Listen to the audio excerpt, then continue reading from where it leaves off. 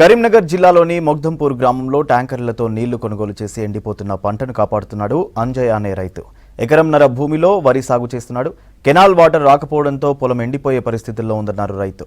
ట్యాంకర్తో నీళ్లు కొనుగోలు చేసి బావిలో పోసి కరెంటు మోటార్ ద్వారా ఆ నీళ్లను పంటకు ఉపయోగిస్తున్నానని తెలిపాడు అంజయ్ అనే రైతు. రైతును నాకు ఇక్కడ 3 ఎకరాల భూమి ఉన్నది. 3 ఎకరాల భూమిలో ఎకరన్నరే పొలం పెట్టుకున్నా. ఆ ఎకరన్నర పొలం ఎండిపోతుంది, నీళ్లు లేవు. 1000 రూపాయలకు ట్యాంకు చెప్పరు. ఒక ట్యాంకర్ ద్వారా 1000 రూపాయలకు ఒక ట్యాంకరు నీళ్ళు తెచ్చి బావిలలో పోసుకున్నాను. బావిలలో పోసుకునేసరికి కరెంట్ పోయింది. కథం ఈ 10 సంవత్సరాల నుంచి అరకొర కష్టం అనేది ఏది లేకుండా మంచిగా బతికినాం.